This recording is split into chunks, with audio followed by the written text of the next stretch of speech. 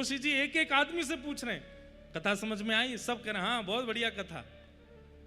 लेकिन मीरा दूर से आ रही है, बोले मैं पूछूंगी। राव दूधा जी से कहती हैं, दादाजी व्यास जी से कहो मुझे कुछ पूछना है। राव दूधा जी बोले क्या पूछोगे? बोले उनसे ही पूछूंगी।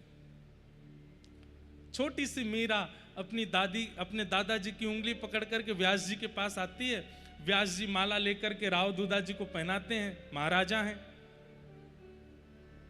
राव दूधा जी कहते हैं हमें तो कुछ नहीं पूछना, पर हमारी लाली को आपसे कुछ पूछना है।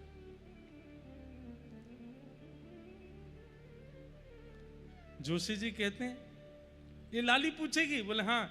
अच्छा लाली बड़ी प्यारी है, ऐसे गाल पकड़ लेते हैं, सिर पे हाथ, जैसे छोटे बच्चों से व्यवहार होता वैसे। और जोशी जी को बिल्कुल मतलब उधर ध्यान नहीं है, वो क्या पूछेगी ज्यादा से ज्यादा, तो थोड़े बहुत कुछ बात पूछ लेगी। अपनी पोती समेटने लगे, ठाकुर जी रखने लगे। हाँ लाली पूछो क्या बात है। कोई इतना विशेष उसके प्रति भाव नहीं था जोशी जी का।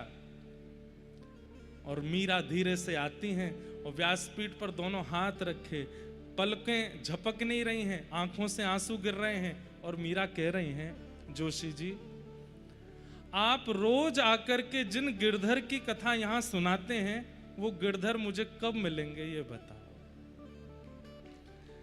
जब मीराबाई ने ये प्रश्न किया,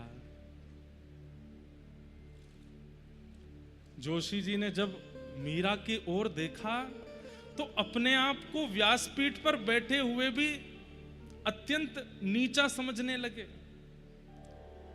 इतने वर्ष हो गए मुझे कथा करते हुए, इतने वर्ष हो गए कथा सुनाते हुए, ये प्रश्न तो मेरे मन में भी कभी नहीं आया कि जिनकी मैं कथा सुनाता हूं वो मुझे कब मिलेंगे।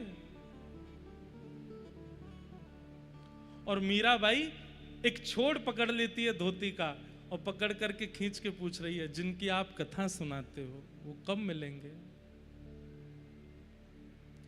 जोशी जी के नेत्र सजल, राव दूधा जी के नेत्र सजल, मीराबाई को तुरंत उठा करके अपने गोद में बैठा लेते हैं और हृदय से लगा करके सजल नेत्रों से जोशी जी कहते हैं, मीरा तुझे कब मिलेंगे ये तो मुझे नहीं पता, पर तेरी भावना से, तेरे विचारों से, तेरे स्वभाव से ऐसा मैं कह सकता हूं कि तेरी वजह से हजारों को मिलेंगे, तेरे कारण हजारों को कृष्ण मिलेंगे।